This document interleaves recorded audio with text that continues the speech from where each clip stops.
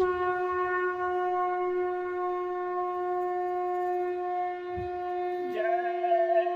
गुरुदेव। जय गुरुदेव।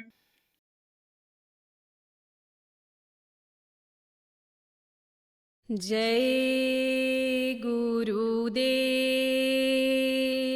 जय गुरुदेव। मेरी तक तक हारी नैना, गुरुजी कब आओगे? मेरी तक तक हारी नैना, गुरुजी कब आओगे? दर्शन कीते बहुत दिन बीते, दर्श कब लाओगे? दर्शन कीते बहुत दिन बीते, दर्श कब लाओगे? मेरी तक तक हारी नैना, गुरुजी कब आओगे? मेरी तक तक हारी नैना, गुरुजी कब आओगे? अखियाँ गुरु दर्शन की है प्यासी, अखियाँ गुरु दर्शन की है प्यासी, बिन दर्शन गुरु रहत उदासी। बिन दर्शन गुरु रहत उदासी। मोहे रात दिवस नहीं चैना, गुरुजी कब आओगे? मोहे रात दिवस नहीं चैना, गुरुजी कब आओगे? मेरी तक तक हारी नैना, गुरुजी कब आओगे? मेरी तक तक हारी नैना, गुरुजी कब आओगे? दर्शन कीते बहुत दिन बीते, दर्श कब लाओगे? दर्शन कीते बहुत दिन बीते, दर्श कब लाओगे? याद तुम्हारी जब जब आवे, याद तुम्हारी जब जब आवे, नैना हमारे भर भर आवे। नैना हमारे भर भर आवे। मोहे दर्श बिना नहीं चैना, दर्श कब लाओगे? मोहे दर्श बिना नहीं चैना, दर्श कब लाओगे? मेरी तक तक हारी नैना, गुरुजी कब आओगे? मेरी तक तक हारी नैना, गुरुजी का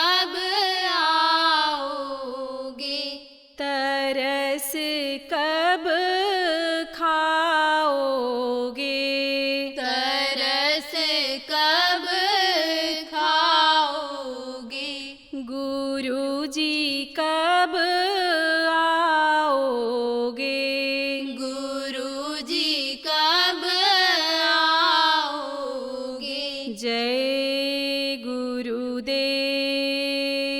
जय गुरुदेव।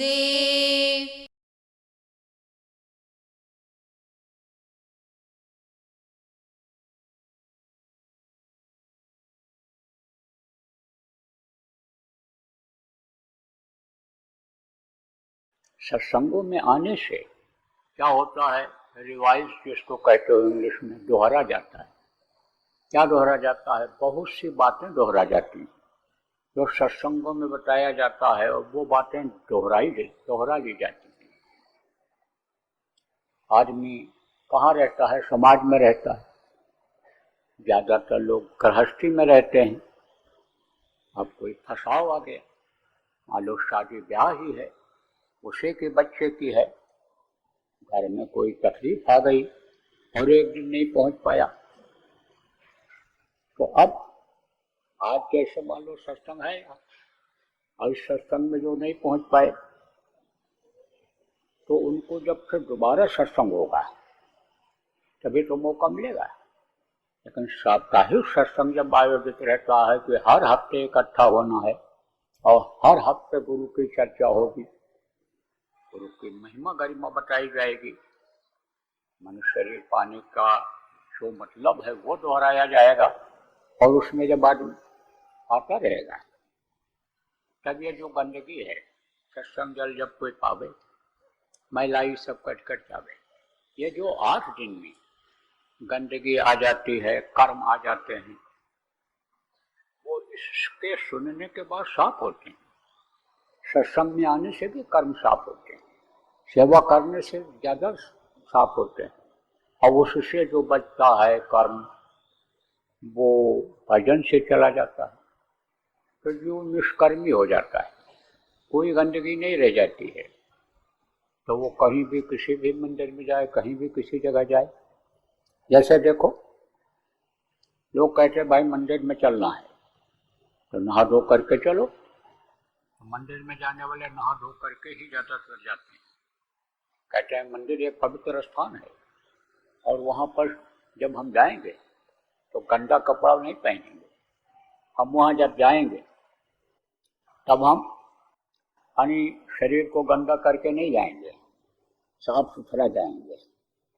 कुछ मंदिरों में ऐसा भी रहता है कि बाहर ऐसे 4-5 फुट की नाली बना देते हैं और उसमें पानी चलता रहता है कि वहाँ पहुँचने के बाद पैर उसमें धो लो और फिर उसके बाद अंदर जाओ, बिल्कुल साफ सुथरा पैर भी रहेगा। इसी तरह से जैसे साफ सुथरा होकर आने जाते हैं मंदिर में, ऐसे ही आप ये समझो कि जब यहाँ आते हैं, कहाँ सत्संगों में आते हैं, तो वो जो कर्म है वो धुलते जाते हैं, करते जाते हैं। तो कर्म जब करते जाते हैं तो यहाँ पहुँचने के बाद ही बहुत सा भाव बदलने लगता है, बहुत सी जानकारी होने लगती है। और जब सत्संग बातों को सुनते हैं और उसको समझते हैं और जैसा बताया जाता है वैसा करते हैं, तो उससे अंदर की गंदगी साफ होने लग जाती है। बाहर की गंदगी तो साफ होती है इस जल से। कौन से जल से? ये जो पीते हो, नहाते धोते हो, इस जल से साफ होता है। और अंदर की जो गंदगी है, मैलाई है, सत्संग जल जब कोई पावे, मैलाई सब कट कर जावे, तब वो अंदर की मैल साफ होती है। तब आप किसी भी दरबार में चले जाओ, किसी भी मंदिर में चले जाओ, कोई मंदिर ऐसा नहीं है हिंदुस्तान में हो या विदेश में हो कि जहाँ के लोग कहते हों कि गंदा होकर के यहाँ आओ, कीचड़ लगा के आओ, टट्टी पेशाब लगा के आओ। सब जगह यही कहते भाई साफ सफाई जाओ। दरवाजे पर जो खड़ा रहता है, चौकीदार हो, रक्षक हो, वो भी कहता है तुम पैर धो करके आओ, तुम्हारे पैर में गंदगी लगी हुई है, तो दिन में नहीं जाने देता है। ऐसे ही अंदर में जो देवस्थान है, देवलोक हैं, अंदर में जो ये आप समझो धनियों के लोक हैं, उनमें जीवात्मा पर लगी हुई गंदगी वाला कोई जा नहीं सकता है। लेकिन जब सफाई हो जाए, तो जैसे यहाँ किसी भी साफ करके जाओ, तन को साफ करके जाओ, शरीर को साफ करके जाओ, किसी भी मंदिर में चले जाओ, कोई रोक टोक नहीं है। ऐसे ही तो जीवात्मा साफ हो जाती है। उसको कहीं भी जाने में देर नहीं लगती है। अब आप ये समझो, सत्संग से बहुत चीजों की जानकारी होती है। प्राथमिक सीढ़ी है। प्राथमिक सीढ़ी किसको कहते हैं? जैसे मकान पर चढ़ना हो तो पहली सीढ़ी, दूसरी सीढ़ी, तीसरी सीढ़ी, चौथी सीढ़ी, ये सीढ़ी होती है। ऐसे ही ये सत्संग एक सीढ़ी है। कहाँ जाने के लिए? ऊपर जाने के लिए। किसी से पूछो भाई स्वर्ग कहाँ है, वैकुंठ कहाँ है, तो कहेंगे ऊपर है। तो ऊपर जाने की एक ये सीढ़ी है। देखो आजकल बच्चों को लोग नहीं लाते हैं सत्संगों में। अब बच्चे जब सत्संग में नहीं आते हैं तो सत्संग बिन पावे नहीं, सत्संग बिन जाने नहीं। दया दीन उपकार, जो प्राथमिक सीढ़ी है उसी को नहीं समझ पाते हैं। क्या? दया करना। दया बहुत बड़ा धर्म होता है। दया धर्म तन बसे शरीरा। जिसके अंदर दया है उसके अंदर कहते हैं आप है भगवान है। आप ये समझो, दया नहीं जो समझ पाता है। जीवों पर देखो, दया करना, दया करवाना जो लोग नहीं सीख पाते हैं और हिंसा हत्या वाला ही यानी समझो खाते हैं, उनकी बुद्धि कैसी हो जाती है? पशुओं जैसी हो जाती है उनकी बुद्धि। जानवर जिनको कहते हो, ये जो मांस खाते हैं, उनकी बुद्धि उसी तरह से हो जाती है। अब उनको क्या पता, सत्संग तो सुने नहीं कि जो महात्मा लिख करके गए किताबों, उसको तो सुना नहीं, न पढ़ा नहीं उन्होंने। कौन सी विद्या पढ़ लिया? जिसके लिए कहा पोथी पढ़ पढ़ जग मुआ, पंडित भया न कोई। अघाई आखर प्रेम के पढ़े तो पंडित हो। पोथी पढ़ लिया, किताब पढ़ लिया। कौन सी किताब? हिंदी की किताब, अंग्रेजी की किताब, संस्कृत की किताब पढ़ लिया। भाषा सीख लिया, हिंदी अंग्रेजी उर्दू फारसी सीख लिया, फ्रेंच सीख लिया, जर्मन भाषा सीख लिया, चाइनीज सीख लिया। उससे क्या मिलेगा? नौकरी मिल जाएगी, काम मिल जाएगा। देखो भारत में भी लोग, बहुत से लोग दूसरी भाषाओं को सीख लेते हैं और यहीं से बैठ के पढ़ाते हैं, तनख्वाह मिल जाता है। जो यहाँ पढ़ने के लिए विद्यार्थी दूसरे देशों से आते हैं तो उनको वो पढ़ाते हैं। उससे उनको क्या मिलता है? उनको खाने को रोटी मिल जाती है और कमाने की रोजी मिल जाती है। लेकिन कहो कि उनकी मुक्ति हो जाए, मोक्ष हो जाए, उनको इस भवसागर में ना आना पड़े, वो इन किताबों से नहीं हो सकता। अगर किताबों से ही सारा ज्ञान होने को होता तो बड़े बड़े पुस्तकालय, बड़ी बड़ी लाइब्रेरियां खोल दी जाती और उसी को पढ़ करके लोग महात्मा बन गए होते। लेकिन किताब पढ़ करके कोई आज तक महात्मा हुआ? भारत ही नहीं, पूरे विश्व का ये इतिहास बता रहा है, किताब पढ़ करके कोई महात्मा नहीं हुआ है। महात्मा कौन होता है? जिसकी आत्मा महान हो जाती है। वो महान आत्मा कौन होती है? कि जो ऊपर की तरफ जाती है, ऊपर की शक्ति पा लेती है, उस विद्या को पा लेती है कि जो दुनिया की इस विद्या से नहीं सीखा जा सकता है, आध्यात्मिक विद्या कहलाती है, वो महान होते हैं। महान आत्मा उनकी होती है। तो किताब पढ़ करके कोई महात्मा नहीं बना। और आजकल देखो लोगों की यही प्रवृत्ति बन गई है। आप समझो अच्छे अच्छे लोगों की आप किसको अच्छा कहते हो? ये जो धन कमा लेते हैं, ये पद प्रतिष्ठा पा लेते हैं, लोग उनको अच्छा कहते हैं, आप उनको अच्छा कहते हो। लेकिन हम तो उनको अच्छा कहते हैं कि जो मेहनत ईमानदारी का खाते हैं और अपने शरीर के लिए ही नहीं, अपनी आत्मा को भी खुराक देते हैं। और रोटी डाल लो पेट में जाएगा, शरीर स्वस्थ होगा, भूख मिटेगी। लेकिन जीवात्मा की भूख कैसे मिटती है?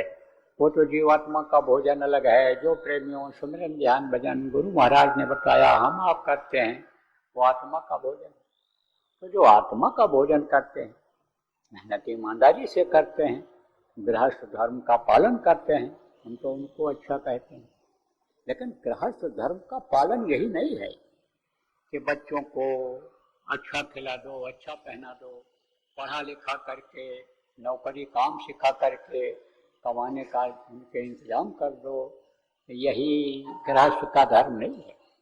गृहस्थ का धर्म यह है कि उनको दया सिखाओ कि जिससे वो दया सिंधु को पा सकें, जिससे वो अनि समझो रहमान जिसको कहा गया रहमान को पा सकें, रहमान का दर्शन दीदार कर सकें, जिसलिए यह मनुष्य मिला है।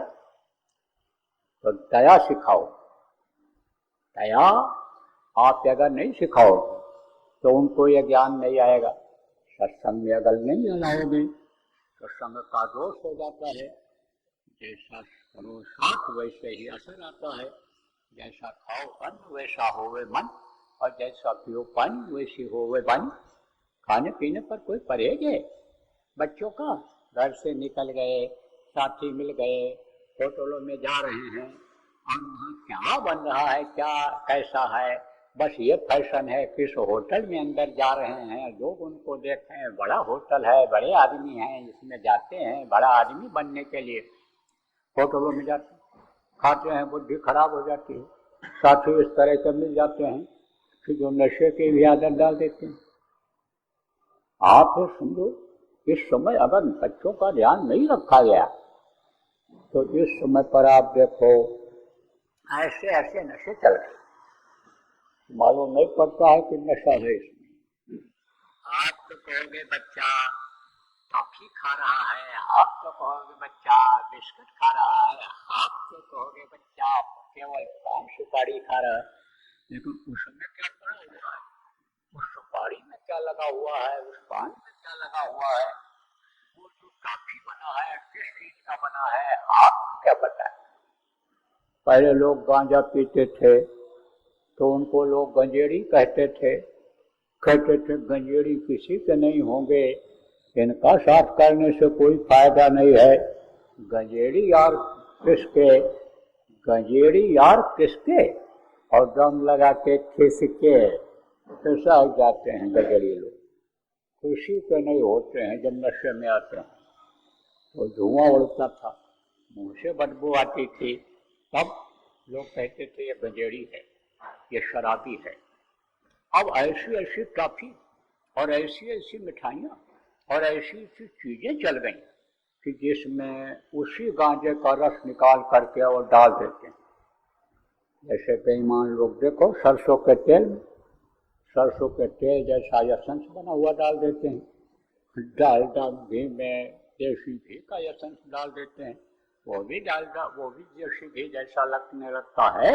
ऐसे ही उसमें डाल करके वही नशा जो गांजा में है, वही नहीं बल्कि उसका कई गुना ज्यादा नशे वाली एसेंस जिसको कहते हो, रस जिसको अनि समझो कि आप रस कहते हो, जिसका अनि जिसकी अर्क अर्क जिसको कहा जाता है, वो अर्क डाल देते हैं।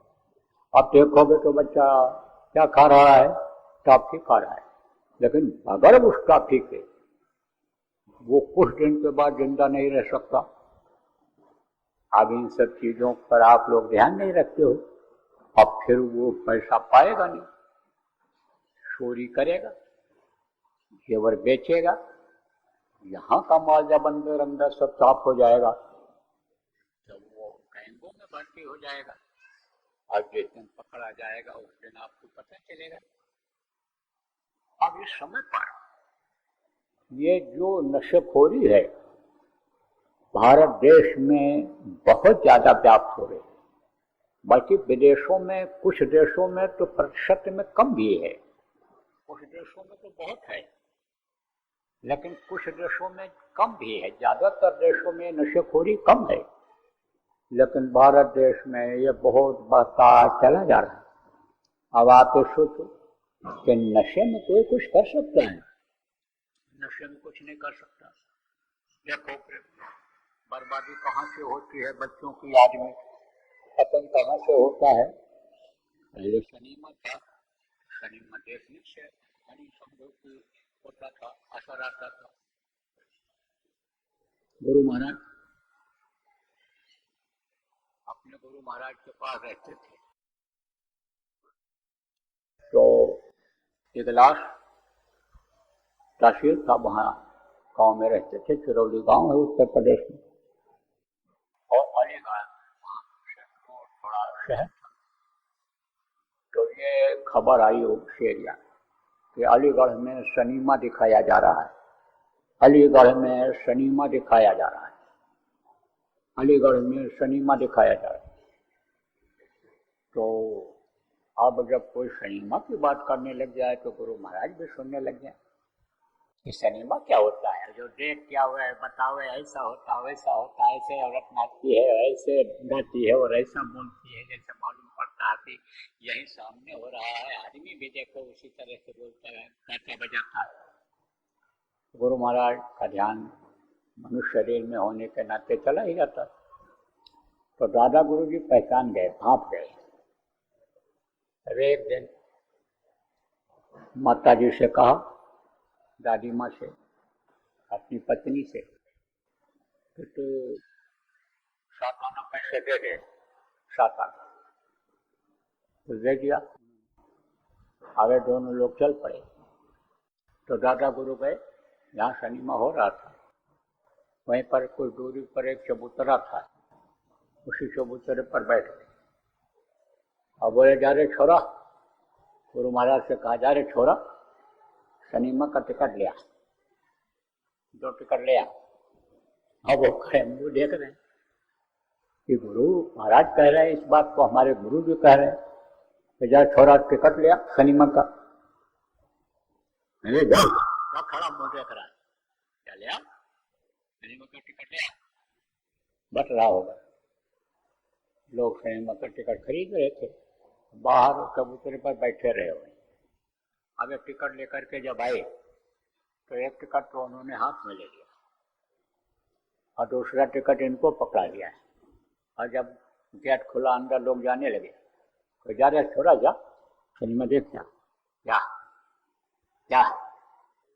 अब ये क्या करें, गुरु का आदेश शिरोधारी होता है, चाहे रैन में कहें, चाहे पैन में कहें, चाहे सैन में कहें, पालन करना ही गुरु भक्ति होती है। और गुरु भक्ति पहले करे पीछे और उपाय। बिन गुरु भक्ति मोह जब कभी न छूट हो जाए, ये जो संसार का भव सागर का ये डूबना उतराना है, बगैर गुरु भक्ति के ये छूटता नहीं है। लौट 84 आया, इसे में लौट कर जाना पड़ता है। वे सब सत्संग में सुनते रहते थे, जानकारी तो थी ही गुरु महाराज को। चले गए। अब जब चले गए तो देखे थोड़ी देर, फिर बगल वाले से पूछे कि अब हम बाहर जा सकते हैं। बोले नहीं, अभी नहीं, अभी गेट खुलेगा तो बाहर जाना। तो बीच में छुट्टी करते हैं, जिसको इंटरवल कहते हैं, पानी पेशाब के लिए शनिवार घर वाले छुट्टी करते हैं बीच में। तो जब छुट्टी हुई, लोग बाहर निकलने लगे। अब ये आए और लगे रोने, गुरु महाराज से रोने लगे। तब वो समझ गए कि इसको नहीं अच्छा लग रहा है, और हम गए नहीं और इसको भेज दिया। कहते हैं ना, संत न देखें चाल कुचाल, वो परखें अंतर का हाल परख गए। तो बोले अच्छा चल, चलते। अब उस समय पर इक्का तांगा जिसको कहते हैं, वो चलते थे, बैठ करके आ गए। अब बैठ करके आ गए तो जब ध्यान भजन पर शाम को बैठे तो वही सीन आ रहा है, वही जो देखा था नाच गाना ठुमका बाजा, वो जो बज रहा था वही सामने आ रहा है। रात भर बैठे रहे, लेकिन वो चीज भूली ही नहीं। सुबह जब उठे, नींद लेट गए, नींद आई, उठे जब सुबह तो रोने लगे, और रो में तो आंसू ही न बंद हो। तो दादी माँ ने देखा, पूछा, कुछ न बोले, आंसू पूछा, मुँह का आधा धोले, खाने पीने में मन न लगे, वही सनक सवार हो गए। उस दिन को न दिखाई पड़ा न सुनाई पड़ा उनको, कुछ अंतर में बोध हुआ ही नहीं। दादी माँ ने पूछा, दादा गुरु से पूछा, क्या इसको क्या हो गया, कल जब से आया है तब से ये उदास उदास लग रहा है। और देखो सुबह से रो ही रहा है। अलग से गई जब पूछी, अलग से जब गई तब पूछी, तब माता जी से उन्होंने कहा उसी से पूछो, छोरे से पूछो क्यों रो रहा है, उसी से पूछो। अब वो आई और दबाव डाला जब, तब उन्होंने साफ साफ गुरु महाराज ने बताया कि वो सिनेमा जो मैंने देखा ही ना फर्स्ट, वो अंदर में ही मेरे गूंज रहा है, वही पे दिखाई पड़ रही। तो आप सोचो, गुरु महाराज जैसे संत और साधक का मन खराब हो गया। तो सिनेमा देखो में अब लोग कम जाते हैं, कम जाते हैं। तो जब टीवी चली तो सिनेमा के बारे में जब बोला गया, गुरु महाराज भी बराबर बोलते रहे कि सिनेमा देखने वाले, होटल में खाने वाले या ऐसा आराम करने वाले कभी भजन नहीं कर सकते हैं। तो यही बातें गुरु महाराज की जब दोहराई गई, यही बातें जब दोहराई गई, तो लोग सिनेमा, बहुत से लोग जाना बंद कर दिए।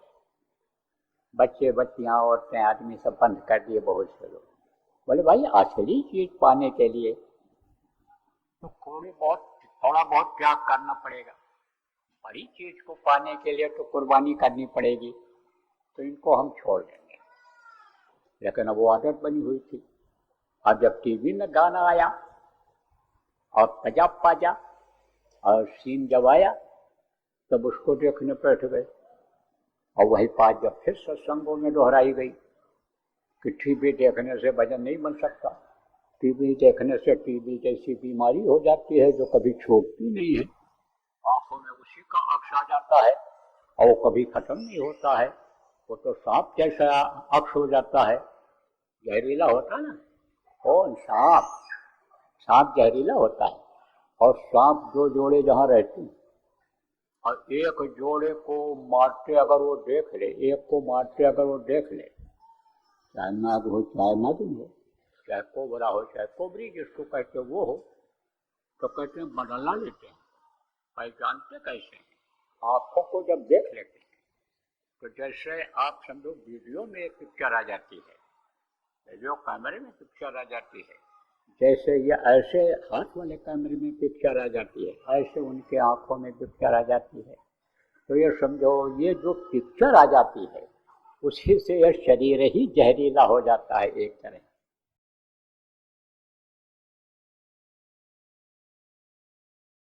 छोटे बच्चों की आदत डालो, किस चीज की आदत डालो? ध्यान भजन की नहीं करेंगे, नामदान वो सुन के भी जाएंगे तो वो याद तो कर लेंगे लेकिन करेंगे नहीं। क्या करेंगे? वो नाम धुनी करेंगे। तो जय गुरुदेव नाम जब रट जाएगा तो कहीं मुसीबत में भी अगर जय गुरुदेव नाम मुँह से निकल गया तो आपकी जो ये चिंता बनी रहती है कि पढ़ने के लिए बच्चा जा रहा है, ठीक ठाक वापस आएगा नहीं आएगा, जो फिक्र बनी रहती है कि आज के युग में पता नहीं कौन शराब पी करके बाइक चला दे, चढ़ा दे, गाड़ी चढ़ा दे, क्या कर दे, उस समय भी बचत गुरु महाराज की दया से प्रेमियों, बच्चों और बच्चों, उन बच्चों का अगर मुँह से जय गुरुदेव नाम निकल गया तो बचत हो जाएगी। इसलिए आदत डालो। जय गुरुदेव। सरकारी व गैर सरकारी अनुदान के लिए बिना सत्संगियों के सहयोग द्वारा जनहित के कार्यों में लगी हुई बाबा जय गुरुदेव धर्म विकास संस्था का मुख्यालय पिंगलेश्वर रेलवे स्टेशन के सामने मक्सी रोड, उज्जैन, मध्य प्रदेश में है। यहाँ पर सत्संग व नामदान का कार्यक्रम होता रहता है। अतः आप श्रोताओं से अनुरोध है कि बाबा उमाकांत जी महाराज के आश्रम उज्जैन एक बार परिवार सहित जरूर पधारिएगा। आपके सुझाव के लिए व्हाट्सएप नंबर 9575600700। जय गुरुदेव, जय गुरुदेव।